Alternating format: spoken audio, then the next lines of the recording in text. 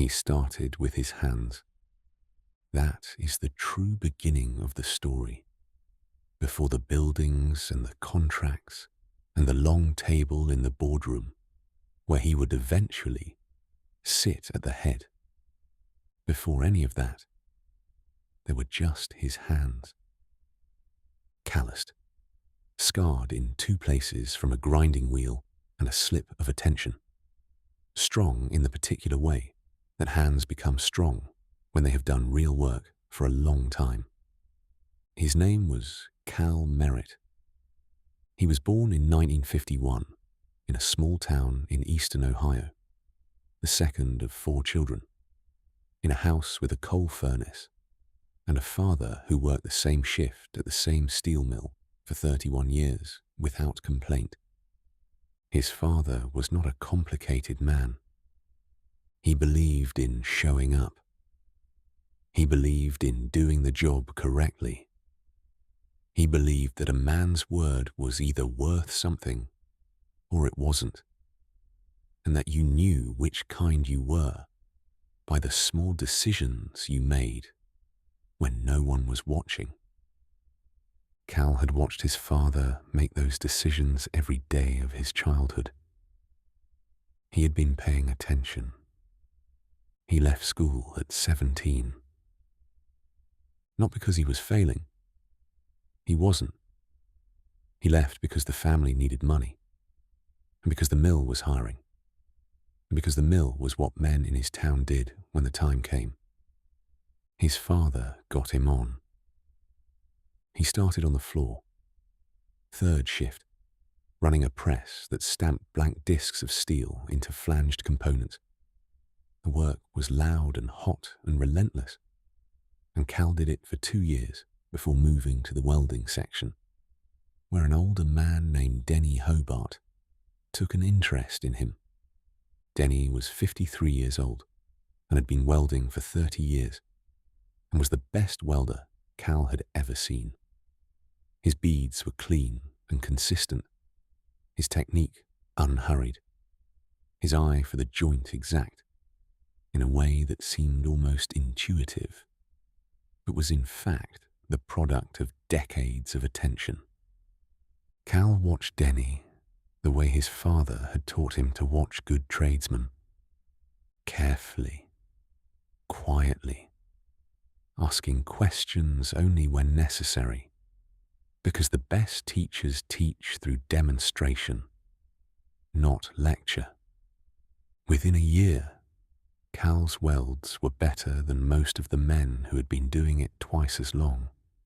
Denny told him one afternoon, sitting in the break room with their lunch pails open. You've got a feel for it. Some men do. Most don't. Cal had nodded. What are you going to do with it? Denny asked. Cal had thought about it for a moment. I don't know yet, he said. Well, Denny said, you should think about it. He thought about it for 3 more years. He saved money with a discipline that his co-workers found slightly unusual, bringing his lunch every day, driving the same 10-year-old truck until it had 200,000 miles on it, not drinking, not gambling, spending almost nothing on anything that wasn't necessary. He was not ascetic by nature. He simply had a plan forming at the back of his mind, and the plan required capital, and capital required patience. By the time he was 24, he had $11,000 in a savings account. In 1975, $11,000 was enough. He rented a space, an old service bay behind a machine shop on the edge of town, 1,200 square feet, concrete floor, a single loading door, no heat. He bought a welder, a cut-off saw, an angle grinder, and a steel workbench. He hung a hand-painted sign above the door. Merritt Fabrication. He went back to the mill on Monday morning and gave 2 weeks' notice. His foreman looked at him for a long time. "You sure about this?" he asked. "No," Cal said, "but I'm going anyway." The first year was the hardest. Not because the work was bad. He was good at the work. And word got around in the way that word gets around in small industrial towns when a man does quality work at a fair price. Small jobs, mostly. Custom brackets and frames and repair work for local shops and farms. Enough to pay the rent on the bay and keep the lights on. But not much more than that. He worked 12-hour days, 6 days a week, and paid himself barely enough to cover his apartment and his food. And there were weeks when he looked at the numbers and felt a cold, clear understanding of exactly how thin the margin was. He did not panic. He had grown up in a house where money was always thin. He knew what thin felt like. He knew that thin was survivable if you were careful and kept working. He kept working. In the second year, he hired his first employee, a young man named Pete, who had grown up 2 streets over and who could weld passably and work hard and show up on time, which was more than Cal could say for several people he had briefly considered. Pete stayed for 22 years. The first close call came in year 3. Cal had landed, after months of courtship, a contract with a regional agricultural equipment manufacturer, a company called Bauer Farm Systems that needed custom steel components fabricated to spec for their planter line. It was the biggest contract he had ever signed. Enough work to keep him and Pete busy for 8 months. Enough revenue to finally get ahead of the thin margin he had been living on since the beginning. He bought a second welder. He hired 2 more men. He was 4 months into the Bauer contract when the purchasing manager called him on a Tuesday morning and said, in a voice that had clearly been rehearsed, "Cal, we've made a decision to bring the fabrication in-house. We're going to have to terminate the contract." Cal sat at his desk for a long moment after he hung up the phone. He looked at the shop floor through the window of his small office. Pete and the 2 new men working at their stations. The hum of welders. The smell of hot steel and flux. He had obligations now. Payroll. Equipment loans. Rent. And 4 months of committed revenue had just disappeared. He did not panic then either. He went out to the floor and told Pete to keep working. And he got in his truck and drove 40 minutes to the next town, where a plastics manufacturer he had done a small job for 2 years prior was expanding its operations. He sat in the waiting room for 2 hours. The plant manager, a man named Gerald Hess, finally came out and shook his hand. "I don't have an appointment," Cal said, "but I have capacity and I want your business." He laid out what he could do, what his men were capable of, what his pricing looked like. He brought samples of his work, actual pieces, heavy steel components, clean welds, tight tolerances. Gerald looked at them carefully. "When can you start?" he said. The Hess Plastics contract was smaller than Bauer had been, but it led, 6 months later, to a referral to a conveyor systems manufacturer, and that led to another, and another. Cal learned something from the Bauer collapse that he carried for the rest of his career. Never let one customer be more than 30% of your revenue. He never did. Through the late 70s and into the 80s, Merritt fabrication grew steadily. Not explosively. Cal was not an explosive grower. He was a careful one. He added capacity when the work demanded it, not in advance of it. He hired slowly and fired rarely, preferring to find the right person and keep them. He reinvested nearly everything back into the business. Better equipment, a larger building, a small quality control lab where he could verify tolerances before shipping. By 1983, he had 22 employees and a building of his own. A real building, not a rented bay. 12,000 square feet of shop floor on a piece of flat industrial land he had bought for a price that, in hindsight, was absurdly low. He had a reputation. In the tight, unglamorous world of contract metal fabrication, reputation was everything. It meant you got called first. It meant customers stayed. It meant the best suppliers gave you good terms because they knew you paid on time and kept your word. Cal's word was worth something. He had made sure of it. One small decision at a time. In the years when no one was watching. The second close call came in 1987. Cal had, by then, taken on a significant equipment loan to purchase a computer numerical control machining system, a CNC mill, expensive but transformative, the kind of equipment that would allow him to take on precision work he had previously been unable to bid on. The loan was substantial. The monthly payment was real. And in October of 1987, the stock market collapsed. Not directly his problem. Merritt Fabrication was private, had no public exposure. But the companies he served had public exposure.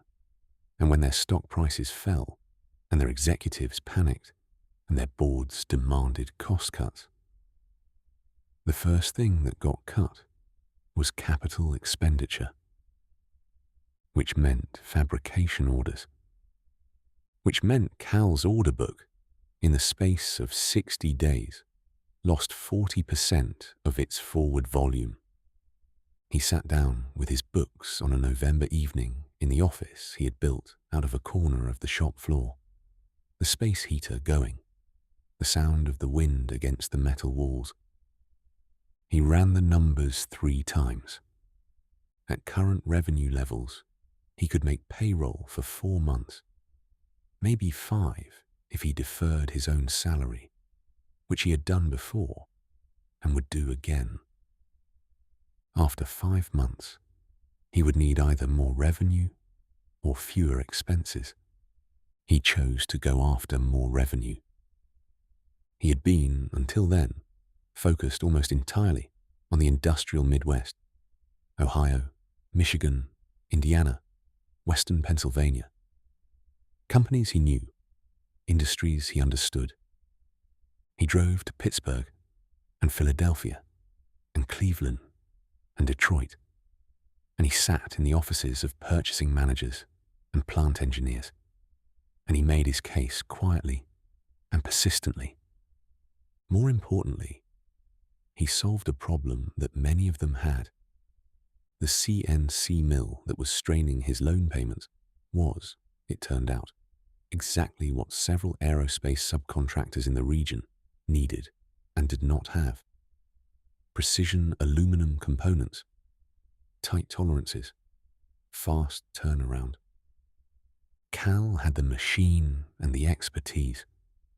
He had not been selling into aerospace before because he had not thought to look there. He looked there now. By the following spring, the aerospace work had replaced what the downturn had taken. His margins were better than before. He kept the aerospace relationships for the next 30 years. There was a woman named Ruth. She came to work at Merritt Fabrication in 1984 as a bookkeeper, 2 days a week, because Cal's accounting had grown beyond what he could manage on weekend evenings. She was precise and unsentimental about numbers, which he respected. She asked good questions.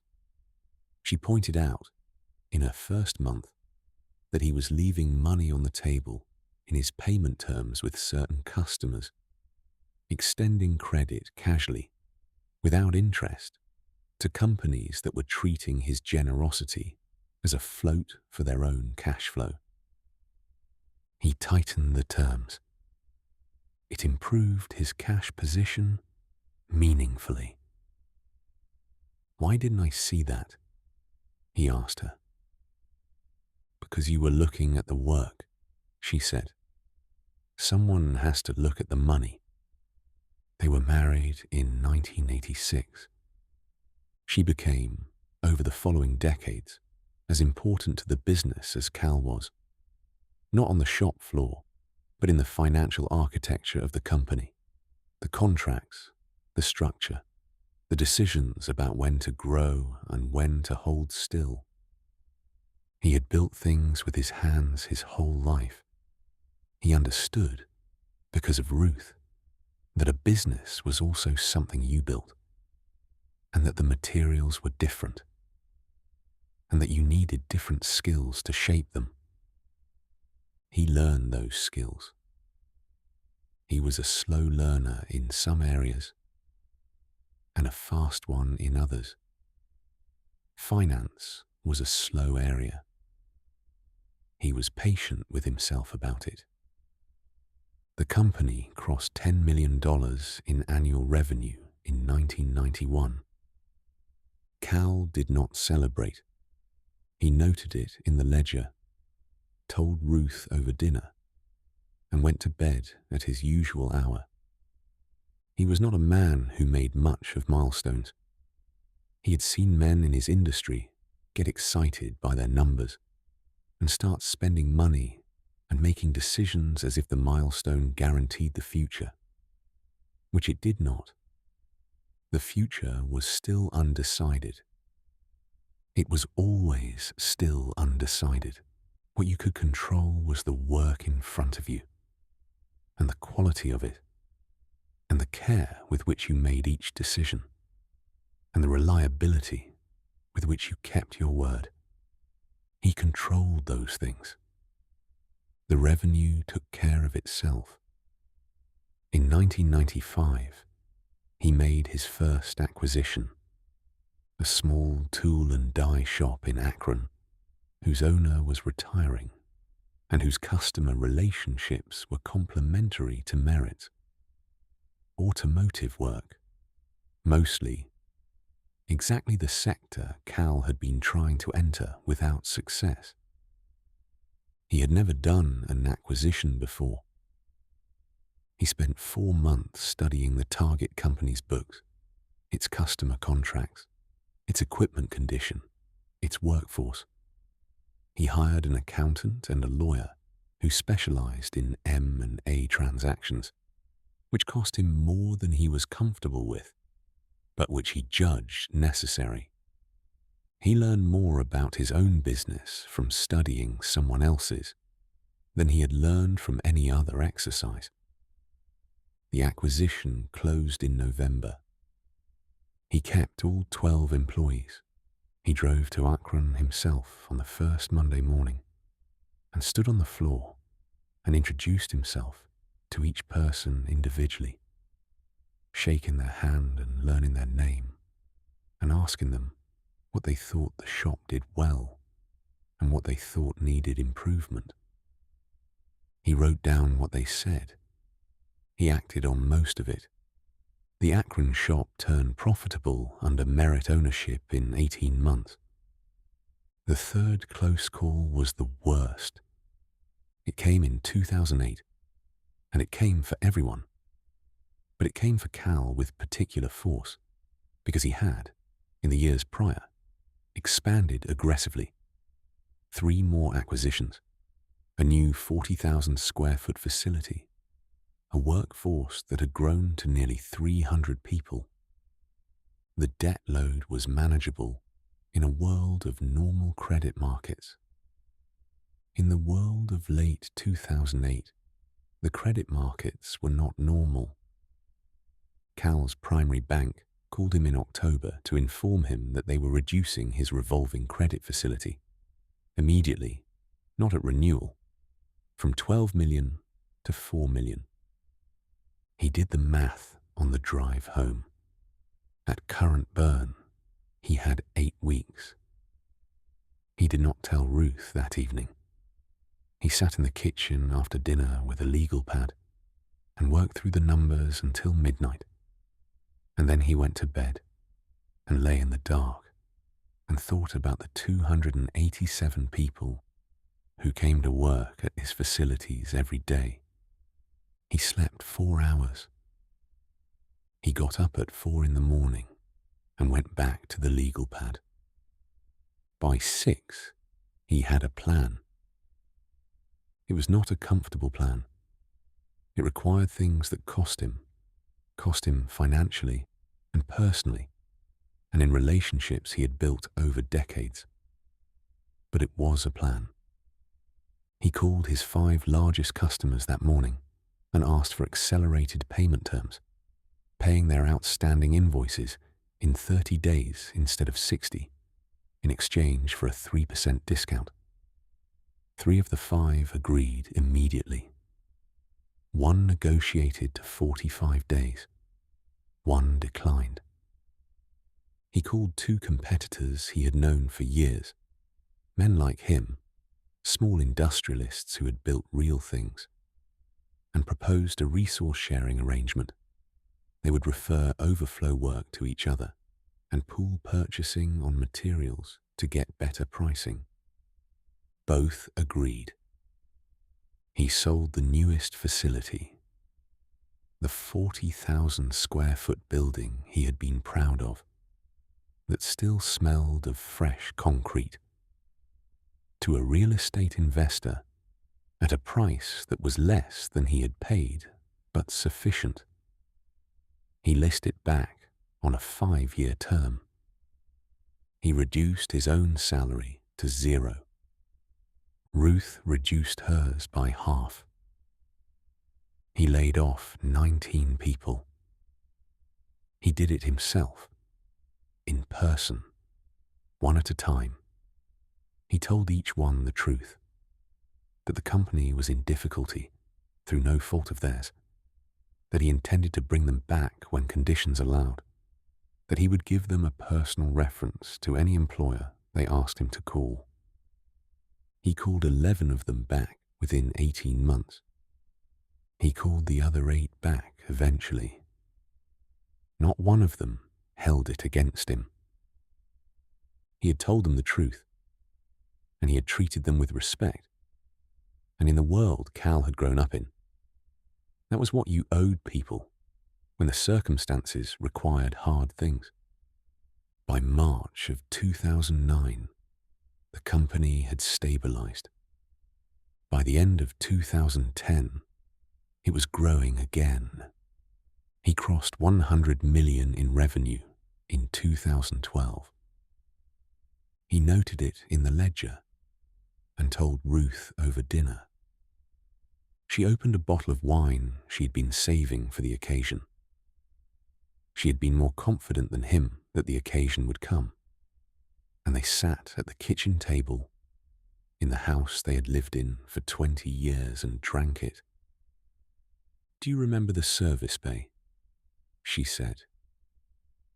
He smiled. 1,200 square feet, he said. No heat. You hung that sign yourself. Crooked, he said. It was crooked for 3 years before I fixed it. She laughed. He looked at her across the table. He thought about the legal pad at the kitchen table in 2008, about the 4 hours of sleep and the drive to work in the early morning, about Denny Hobart in the break room at the mill, eating his lunch, asking what he was going to do with the feel he had for the work. "I didn't know it would be this," Cal said. "No one does," Ruth said. "That's the whole thing." The fourth close call was quieter than the others, and in some ways the most dangerous, because it did not announce itself. It was 2015. The company was healthy. The books were strong. The workforce had grown to over 500 people across 4 facilities. And Cal, sitting in the boardroom one afternoon after a meeting with his senior team, realized that he did not know what half of his own company was doing. Not because he was negligent, because he had built something larger than one man could hold in his head, and he had not built the systems to manage what he could not directly see. His operations director was good. His plant managers were good. But they were managing to their own metrics, their own objectives, and those objectives were not always aligned with each other or with the long-term direction Cal had in his head. He had a company. What he needed was an organization. These were not the same thing. He spent 6 months on it. He brought in an outside advisor, an operations consultant who had spent 30 years working with industrial companies, and he sat with him for 2 days and described every part of his business in as much detail as he could. The consultant listened. Then he said, "You've built this on craft and relationships and personal judgment. That got you here. It will not get you to where you're going. You need systems." Cal did not like hearing this. He had spent 40 years trusting his own judgment, and his judgment had been right far more often than wrong.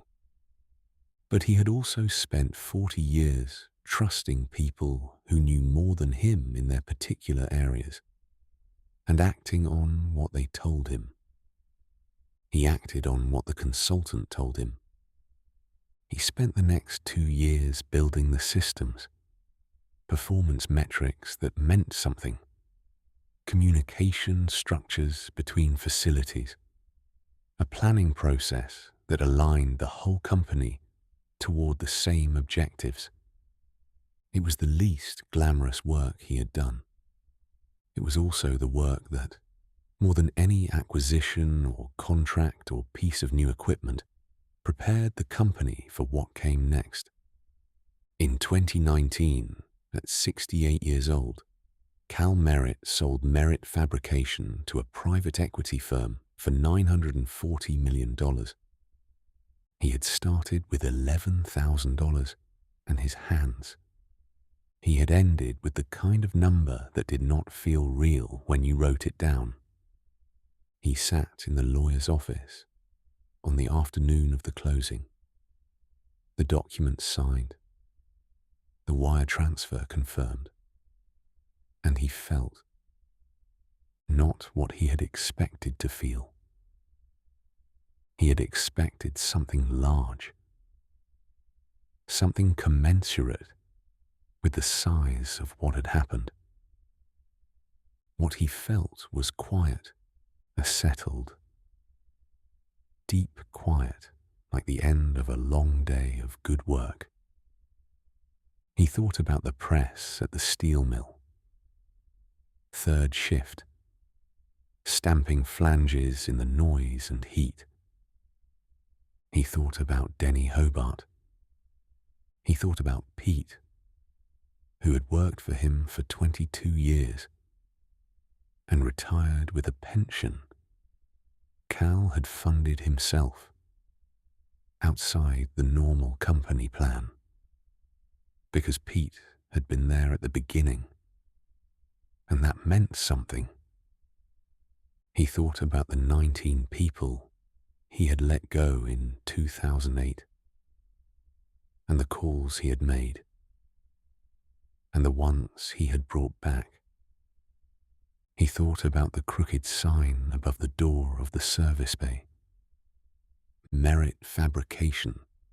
He had straightened it eventually, but he had been too busy for 3 years to notice it was crooked, and he had sometimes wondered, looking back, whether that was something to be embarrassed about or something to be proud of. He had decided it was something to be proud of. A straight sign on an empty building means nothing.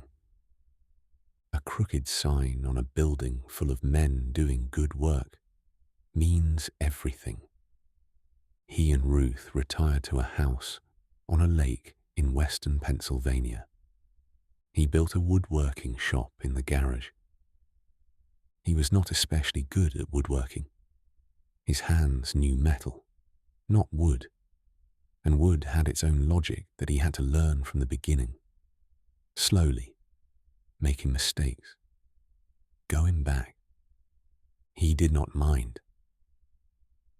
He had always understood that the learning was the part that mattered. He got better. He made furniture. Rough at first, then more refined, then genuinely good. He gave pieces away to his children and his grandchildren, and the neighbors on the lake road. He did not sell them. He had spent 50 years making things for money. He was content now to make things for the other reason. In the evenings, he sat on the porch with Ruth, and they watched the lake.